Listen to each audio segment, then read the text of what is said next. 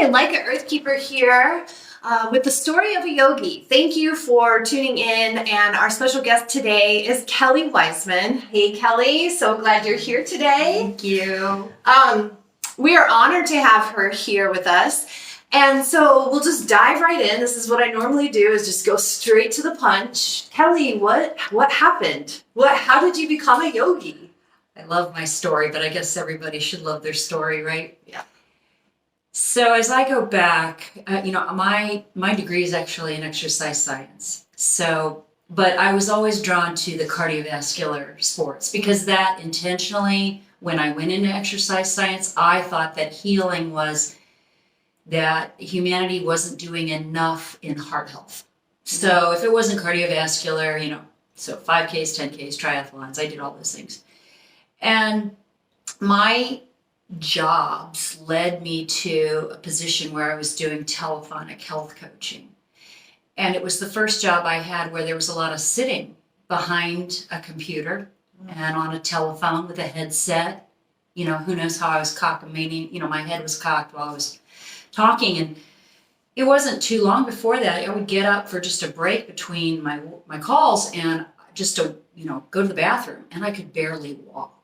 And I was at a health fair walking around, walked by a chiropractor and started talking about some of the things that were going on. He says, "You sound like somebody that's been in a car accident." And I said, "I actually was, a long time ago, like 1985. And he said, "Well, you might want to come in for a scan." So I did, sure, why not? What do I have to lose? And he showed me all of the things that were going on with my spine, and I knew enough from, physiology, kinesiology, and anatomy. I'm like, all you're doing is, readjusting my bones, and, my muscles are going to realign those bones. I thought, I could probably do this with probably yoga. I should find some yoga.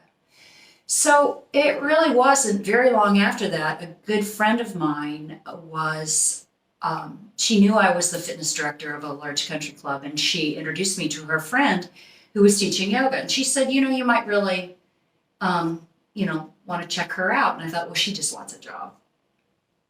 Well, that wasn't the case. I met her, and she invited me to her free class in a park outside, and this was in Boca Raton, Florida. And I thought, well, it's free. I have no reasons not to go, and I don't have anything going on Saturday morning, so I went. She's an amazing instructor or teacher. She told me I'm not an instructor, I'm a teacher. And I felt wonderful for about 4 hours after that class. No aches or pains. And I remember posting it because Facebook was a thing at that point. And I posted that I had just taken my first yoga class and that I felt really good. And somebody asked me in the comments, "How long did you feel good?" And I thought, wow, what an amazing question. And I really had to tap into that and say, well, I felt pretty darn good for about half a day. No pain. So I went back the next Saturday, took my second class, no pain all day long. And from there on out, I had no pain.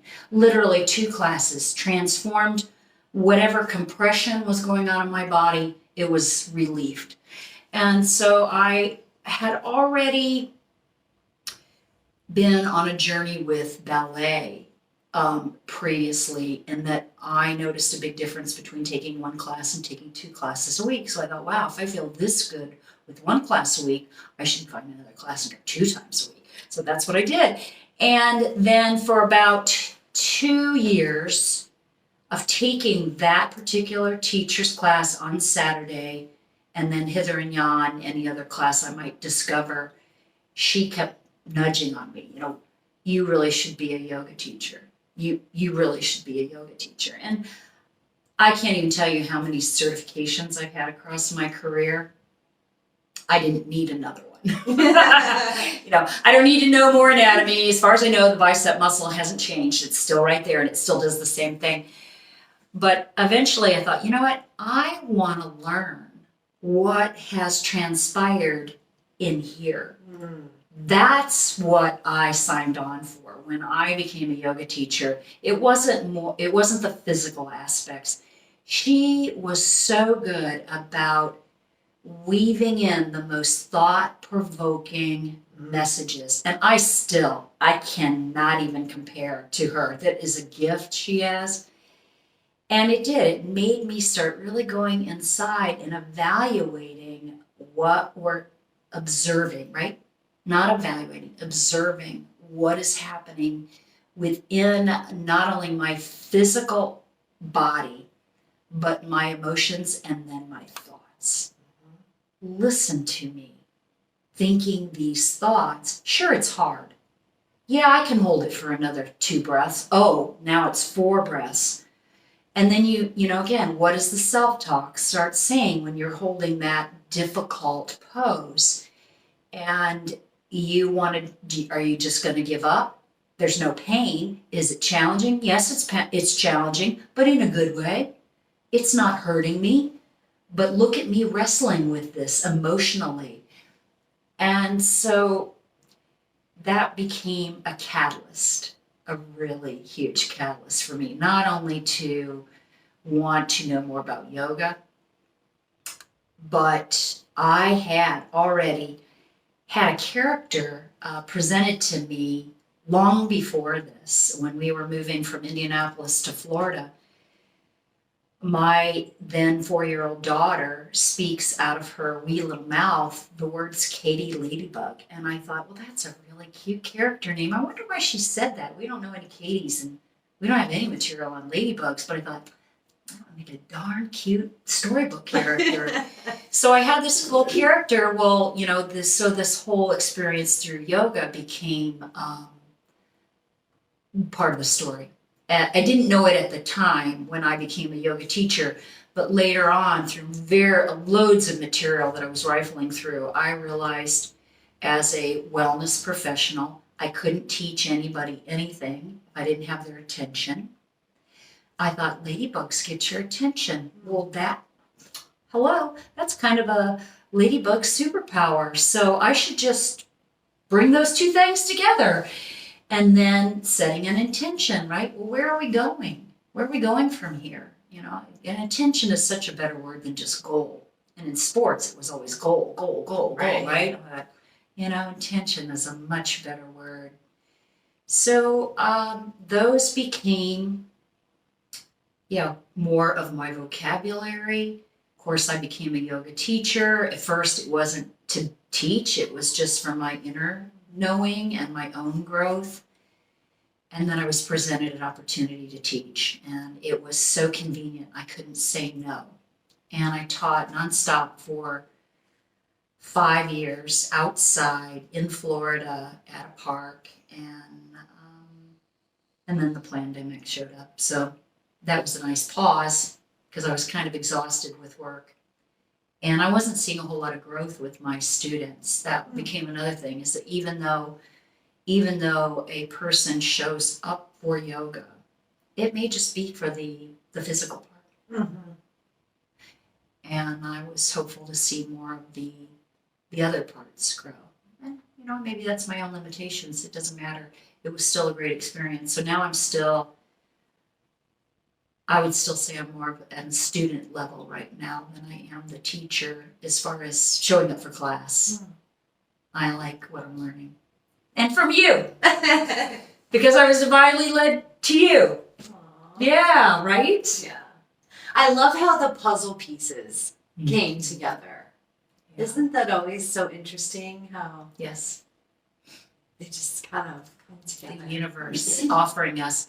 So another fun part of the story, when I finished my yoga teacher training, my teacher trainer gives everybody a name. Do you do that in your? I do not. Okay, so my given name was Faith Warrior.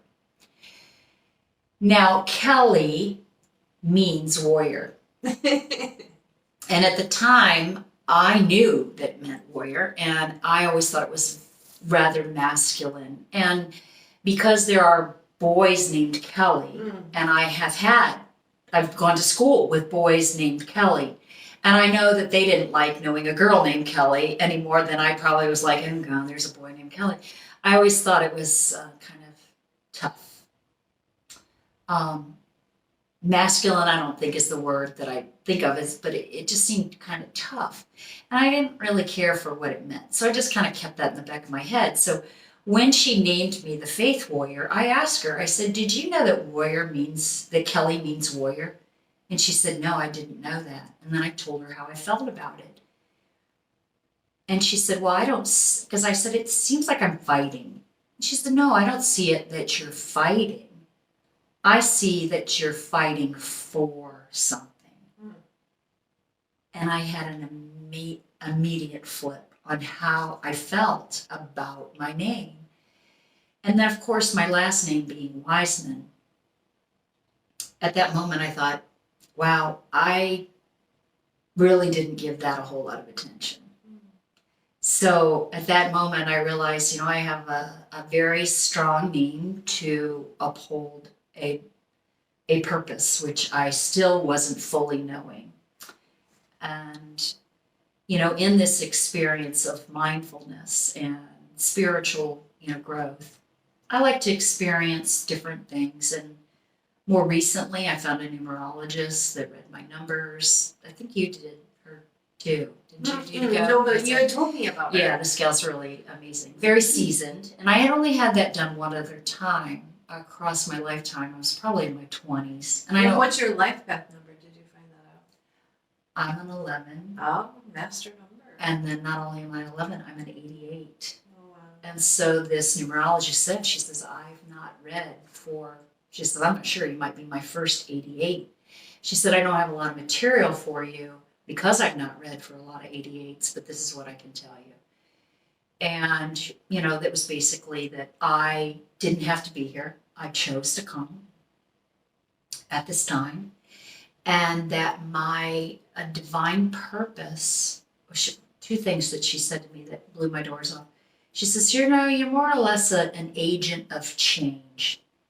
And I said, if you were to find my LinkedIn profile, you will see that is the first 3 words of my description of myself, that I'm an agent of change. And then she said, your sole purpose is to awaken humanity. And I said, I'm doing it already. My book is really my vehicle for that. And that Katie Ladybug, A Journey into Mindfulness, was the culmination of all of my, wellness experiences, my yoga teacher training, and my own journey into yoga and mindfulness. And a way to say, wow, if I didn't know this, who else doesn't know this? And how can I simplify these concepts to where somebody can get it at the most elementary state?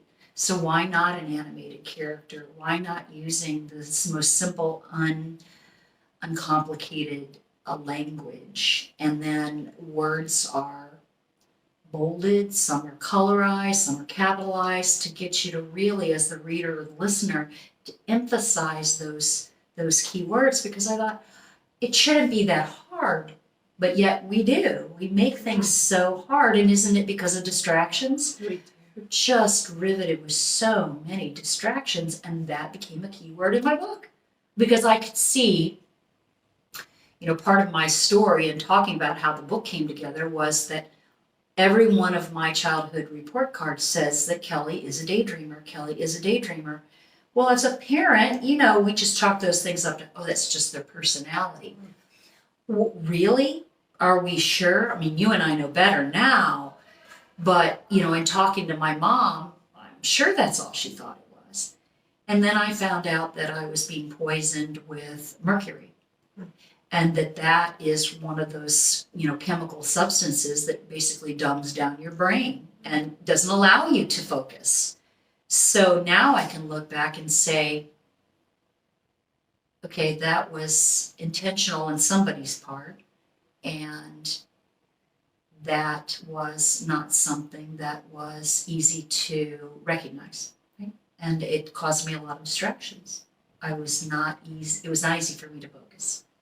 Yeah, and not to go down a rabbit hole or anything, but all these vaccines that have mercury in them, and then we wonder why we have had such an uptick in ADHD and autism and children having a hard time focusing and concentrating. It's like no one wants to put two and two together. But that's for another show, right? It surely is. We could talk all day on that. And for our viewers that if you haven't put two and two together yet, not only is Kelly a yogi, but she's also written and published a children's book on mindfulness with the Katie Ladybug.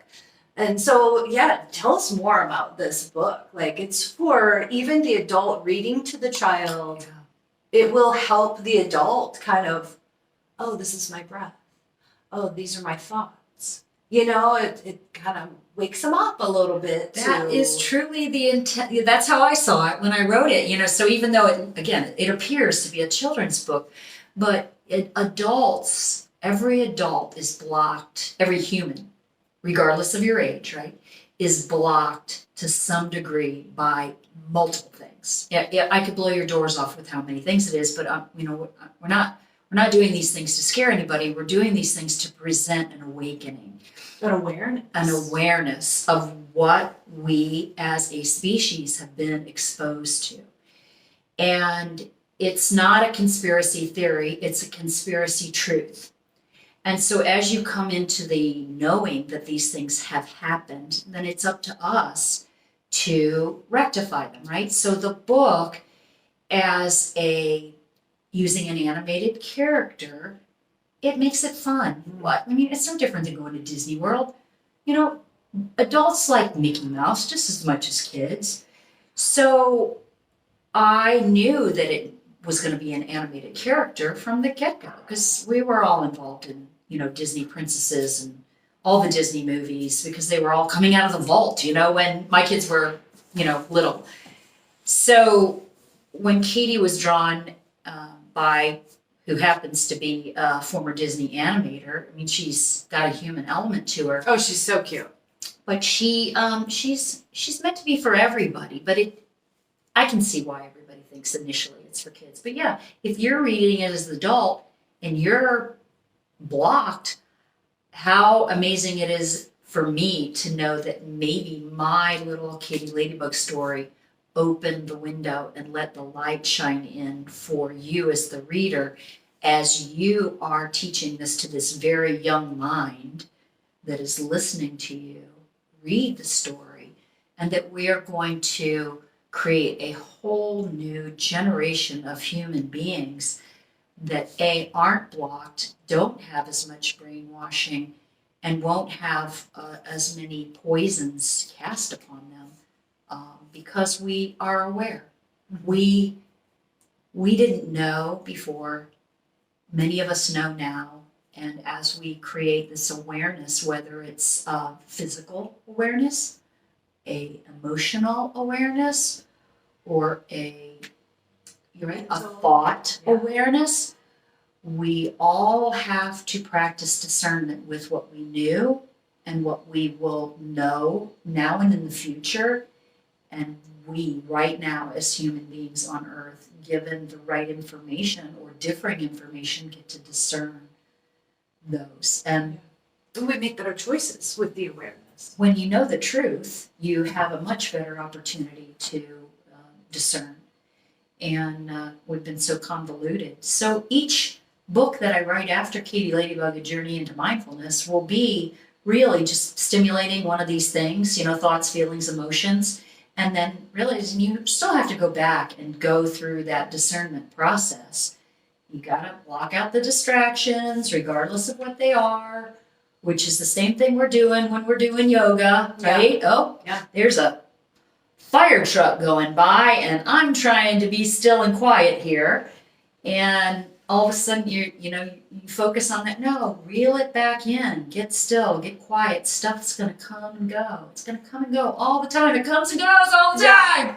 And you're currently working on your second book. Oh, second book is being illustrated. Katie Ladybug and the Bright Distraction. Mm-hmm. And the third book is being written right now. I don't know that I've titled it, but Katie will meet a caterpillar that then goes into its cocoon. And she and her two buddies, the lightning bugs, Doug and Guy, are going to sit there and they're all going to put some sort of contribution, chatter into what's going on in that inner space. Yeah. Some of it might be the truth, and some of it might be some wild idea of what they think is going on, right? So it's the same thing that we do, right? Yeah. And so discernment has to happen with this multiple viewpoints of information as she is in this, cocoon, and then she comes out, and now there's this magnificent butterfly, and there's a new friend, and the friend can talk about her transformation. I mean, there's so many things I can do with this. So I'm just in the middle. Well, I've got the base of the story all written, but now I got to go back and put in the juicy bits. That's so beautiful. So it's going to be a series. Oh yeah. Do you think you'll introduce yoga or crystals or anything? Will these bugs be doing some cool stuff like that? So that is so funny that you say that. So crystals will probably, and gemstones will probably come in because I don't know which book it will be, but there will be a praying mantis. Oh. And a very colorful praying mantis, and he will be the guru. Oh. He's going to be the guru. I love And so he will probably bring that in. But I want to be mindful as I develop the character story that I break down the biases early on what some of those things are. But at the same time, I do have yoga things already produced and drawn. Katie doing, the warrior pose and child's pose. And so I have them in a little craft game where you can cut it into a cube, and then you throw the cube on the ground, and then the kids have to make whatever pose that is at the top. So I just thought about this, actually, last 24 hours, that I should put together a whole little Katie Ladybug yoga kit.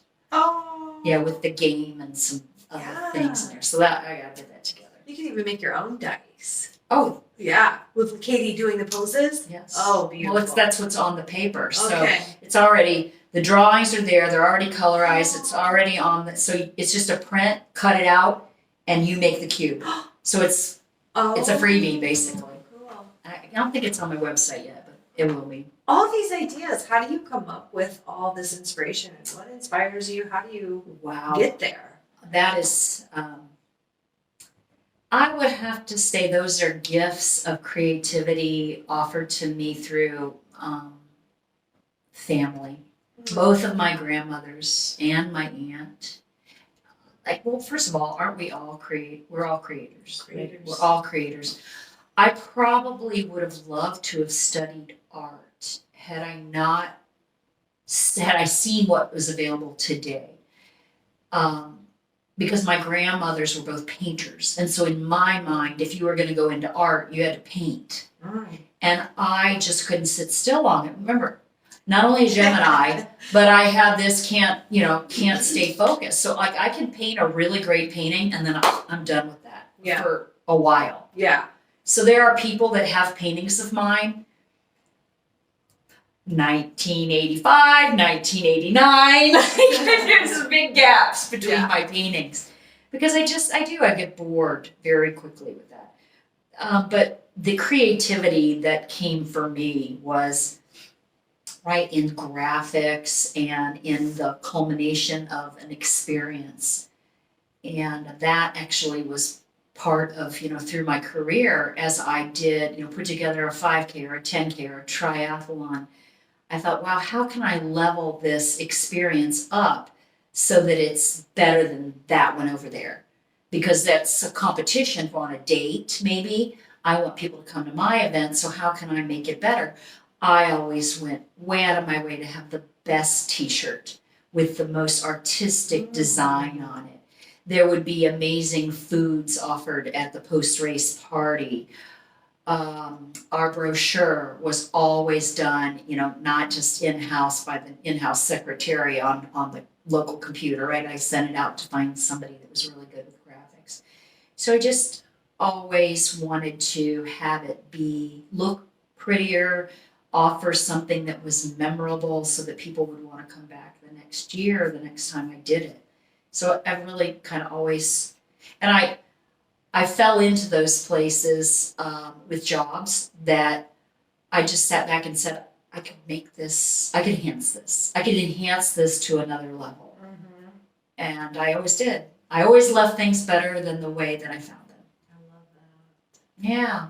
So that's my creativity. Yeah. I guess that's my artistic expression. Because I can't draw like Matt Vogler draws Katie Ladybug. I can't draw like that. He's incredible, but I can appreciate it. I can find him. Yeah. Yeah, that's one thing. You are a yogi that has a niche for networking. Yeah. Finding the people. I think I gave you the name gatekeeper at one time. Yeah. I like to surround myself with everybody else's superpowers. So not only for my own personal benefit, whether I need something, and I'm just so glad because I can't do what you do. You do you well. Right, we all have our own medicines. Yes. That we bring. So, but then also all the people that I want to help. Remember, my purpose is to raise the consciousness of humanity. Well, initially that was raising the your health and wellness. I mean, that's still a part of your consciousness. Physical, mental. Yeah, mind, emotional. body, spirit. I mean, my first job was with the YMCA. That's mind, body, spirit.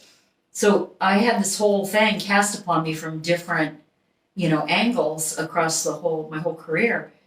But to dwell in that space and to find the strength in the collective, right? And that to me is the work, and we've talked about this. To me, that's the work today of anyone that's trying to raise the consciousness of this planet. Those that we have, been challenged by have done so well at dividing us. And we have to reverse that. Really, that's all it is just reverse what they've done to us, just do it backwards. And so I just say, wow, my job is to carry a light as I can on any given moment or day. Myself, try to surround myself with those kind of people. And then as I find them, bring us together and join in a first song or a practice, a drum circle, creating together. It doesn't matter. Bringing people together for whatever reason they want to come together. You're really good at collaboration. And then they'll build. Yeah. Well, because it's community, right? At the essence of all of this, we have communities within communities within communities. And I've even now found, more recently, someone in our state that is working globally with the same organization that I follow globally, only to find out that this guy is doing something for that whole global structure right here locally. And I'm like, wow, how lucky for me to have that close of access to someone that's doing something so huge for the planet, just to know that it's right here, nearby, and that he's created that for humanity, for the healing of this planet. And so that's just a bigger part of community, right? It's a bigger part of healing. And so playing in all these different levels of community, it's just a matter of finding the people and then creating the space-time, within the hours that we have. Into your life. I'm getting overwhelmed at this point. Oh, we only moved here a year ago.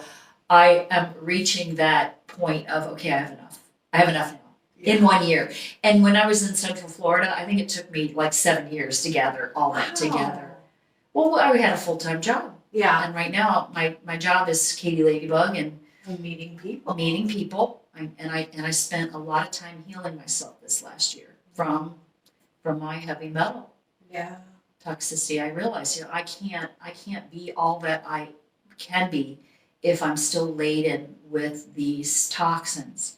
And so my energy level is so much better than it was a year ago. I feel so much better, but I had to do that work. And it wasn't fun.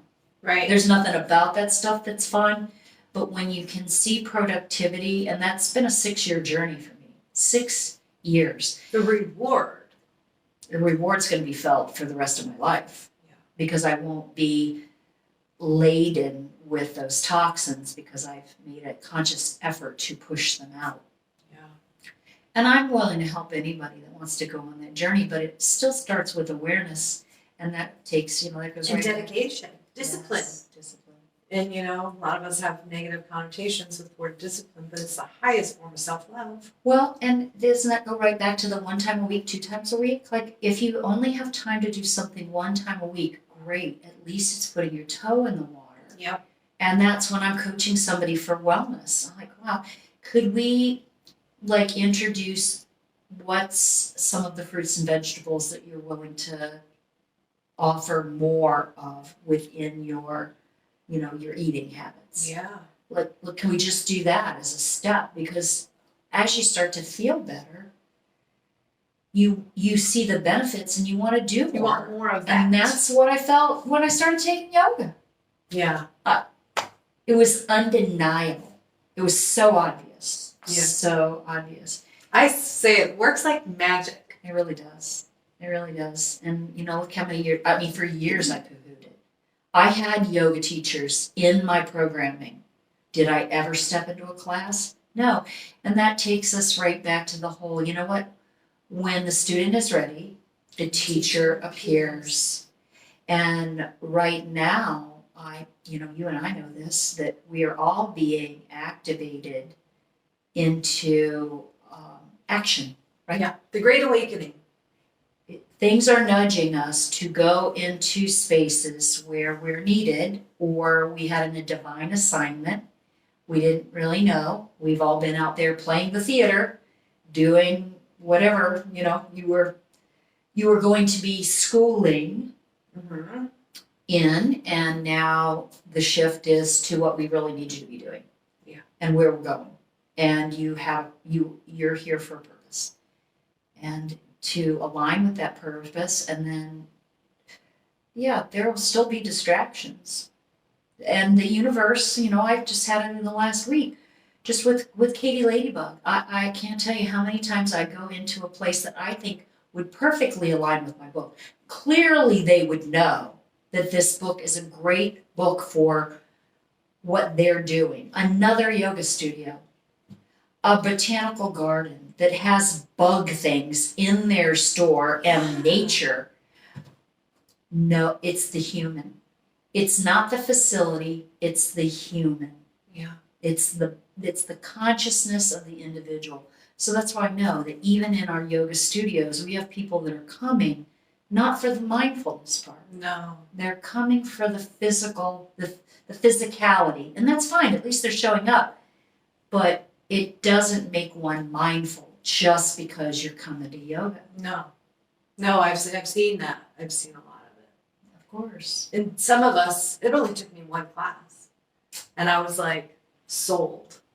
Yeah. And I signed up for teacher training. But then, there's people that will come regularly and you just keep thinking, okay, they're going to get it. They're going to get it, And everybody in due time, right? Like everybody has their own divine timing. Yes. Path that they're on. Okay, so you have such a great way of seeing the light, recognizing the light, and shining the light. What do you do when you do come across someone that is... They're everywhere. What do you do? How do you handle that? Well, that's been a lot of work, certainly in the last couple of years. Especially as I started writing the book. That was my inside work, and compassion kept coming up over and over and over, because I do listen very intently to the other teachers, that I listen to, whether they be a scientist or a doctor or a astrologer or a psychic. It doesn't matter. I listen to a plethora of ancient civilization things, and I listen for those key words that are stimulus for me, because that's when the word distraction went into my book. I'm like, oh, that's a big word for me, and it'll resonate with other people too. So compassion kept coming up over and over and over again. that we, forgive them, Lord, because they do not know. They do not know. I didn't know at one time. I didn't know. And so as you come into more and more of the knowing, the conspiracy truth, you realize that everybody has to have their time and place to dismantle the non-truths. And we didn't do it in one day. We did it across a period of time, right? From different layers of information. And then, so I do like to, because again, my divine purpose is awakening humanity. Well, how long is it going to take for some people?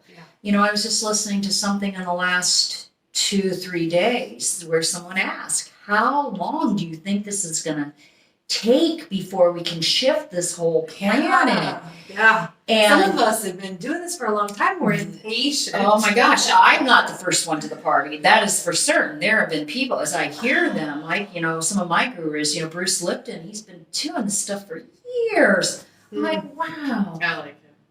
I just,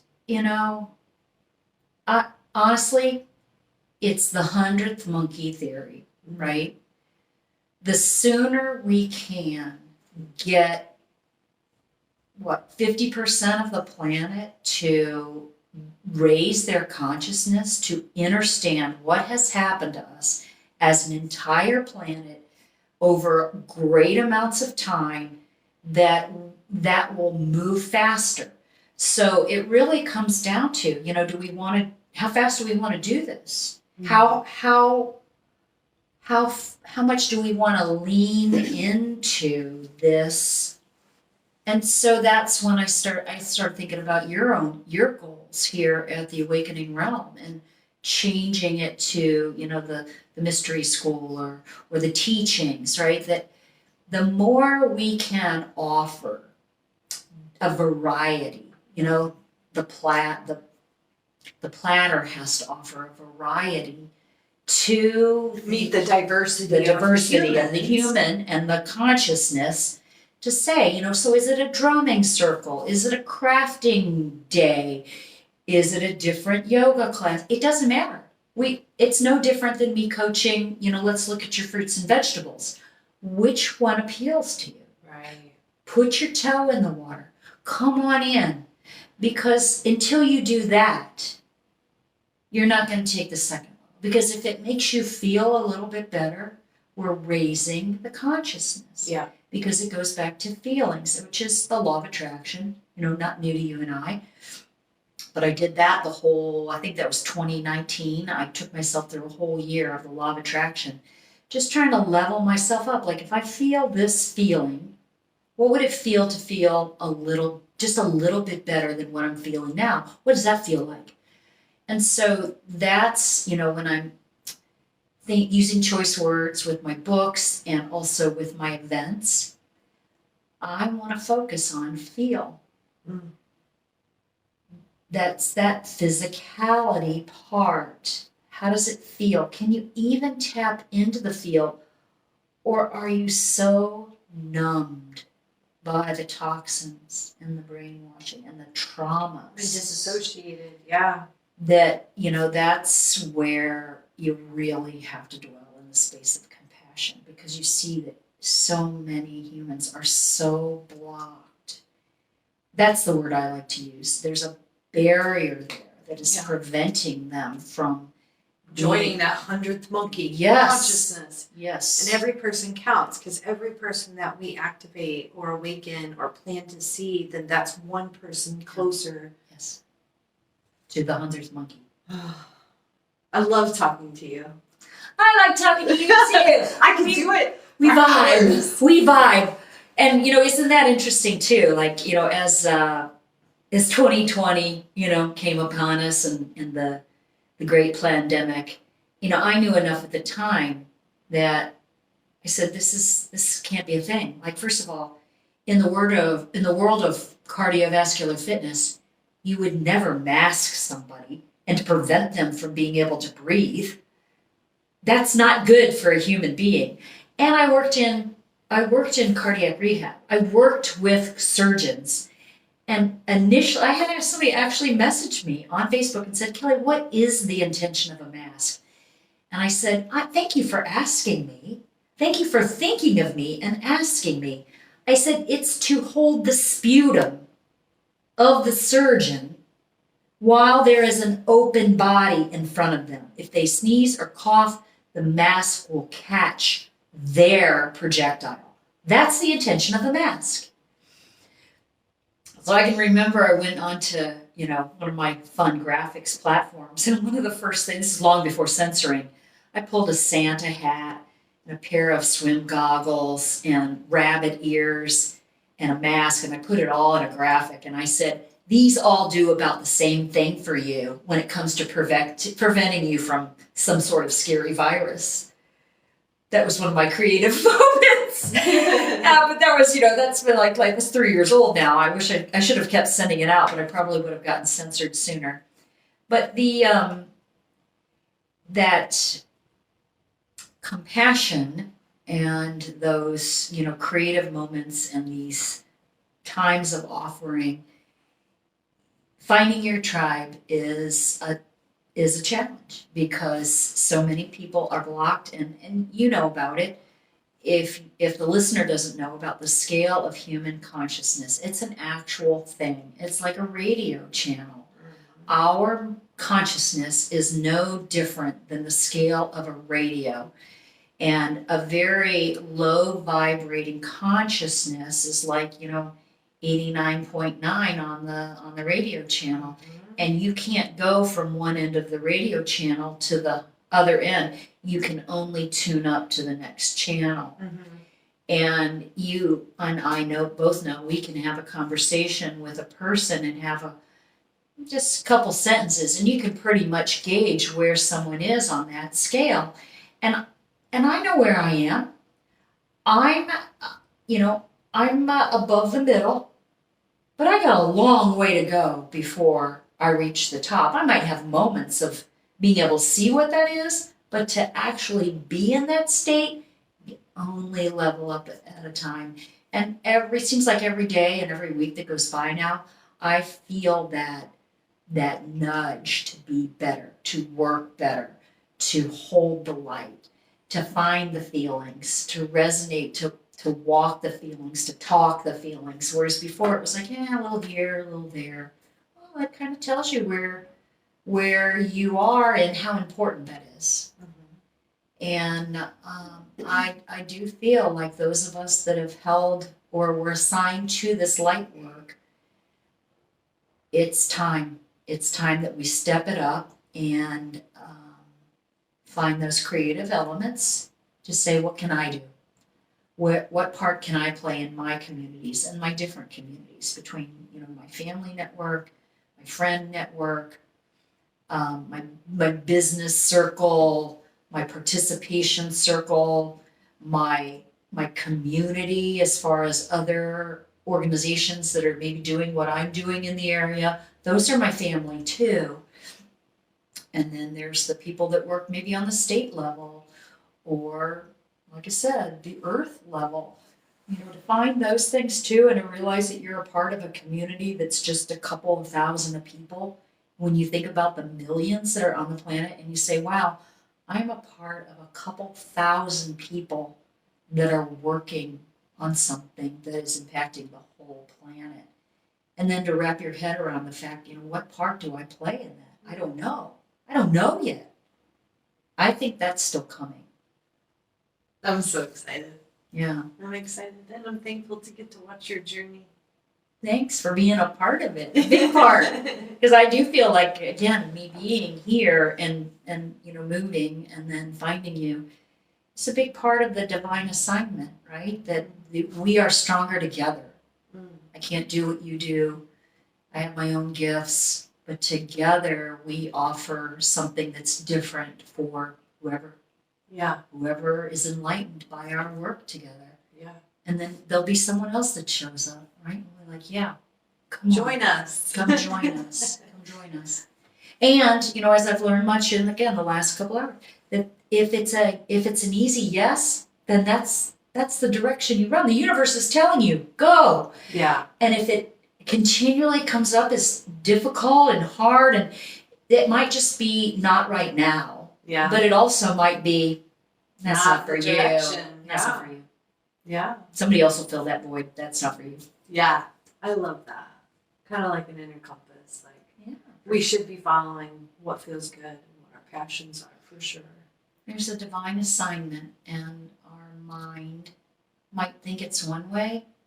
And then, the other aspect of that is because we are all have been so traumatized. I'm not the only one that took a break. A lot of people. I mean, just talk about how many jobs are available right now. Yeah. Where are the people that had those jobs? What are they doing? What are they doing right now? Yeah. I think they're doing what I'm doing. I think that they said, I need a timeout. Yeah, I'm resting, I'm healing, I'm restoring, I'm recharging. I need to figure out where is my true passion. And because everybody's being nudged. There isn't a person that I don't meet every single day that is being nudged. That's my favorite word. To transform. Go over there. Go do that. Yeah. Go and some of it didn't happen all at one time. Some people got this message a couple years ago. Yeah. Some people got it last year. Some people are doing it now. It's just a wave. We can't all do it at one time, but people are leaving relationships, they're leaving jobs, they're leaving situations, they're finding new tribes. It's incredible. And we're being here. Divinely reorganized. Yeah, and we're here. We're on assignment to be a part of this. Not one person that's here right now was not meant to be here for this. The question is how are you going to endure it? Yeah, what's your role? So that takes us to, what is your advice for humanity? Challenge yourself to grow. Yeah. Wherever you can. Wherever you can align with first, and don't be afraid of the discomforts, because they just come and they go.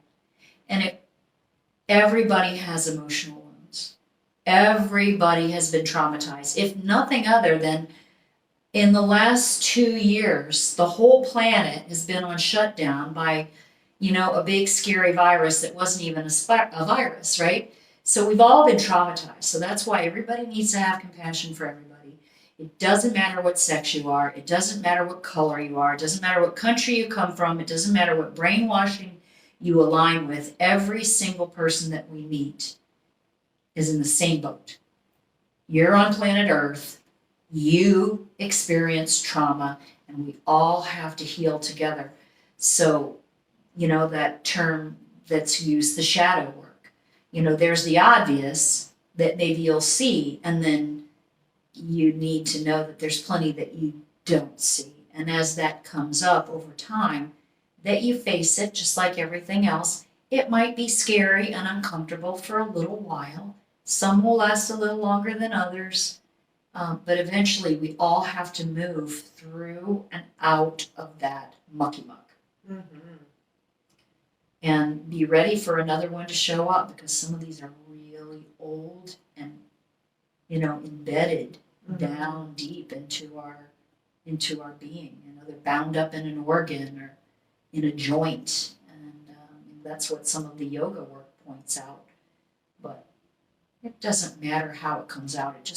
It just matters that everybody takes on that challenge to seek out what your higher self truly could be if you weren't and hadn't been through all of this trauma on this planet. We're healing generations. Yeah. And everybody's is a different mixture of the soup. Yeah. The toxic stew. The goo, whatever we want to call it, the mucky muck, right? Yeah. Mm-hmm. Thank you so much. Thank you for being here. Thank you for being you. Thank you for all the work you do. Love you back. I really appreciate it. Thanks for listening, sharing, and doing this. I'm happy to participate, but look at you. It's You got the fun. setup. It's fun. Yeah. And let's bring some more really incredible people to the table and let people hear the stories, right? Everybody needs to be able to tell their story. Yeah. Everybody has one. Yeah. Not just the yogi. Yeah, we got to yogi, but when did you become enlightened? Yeah. Nothing else, right? Yeah. And then we can talk more about Katie Ladybug another time if you want. Yeah, check out Karma Kula, which is another one of our shows where we'll go into more extensive detail on Kelly's Katie Ladybug series. Hey, maybe we can even do a live reading. Oh, I would love that. Yeah. She'll definitely have her book on that show so you can see pictures, illustrations, and everything like that. So make sure you tune into that one. Thank you again so much for being here. And thank you to our viewers for tuning in. And maybe we'll have Kelly grace us again in the future with another episode with her. So, all right. Thank you guys so much. Bye.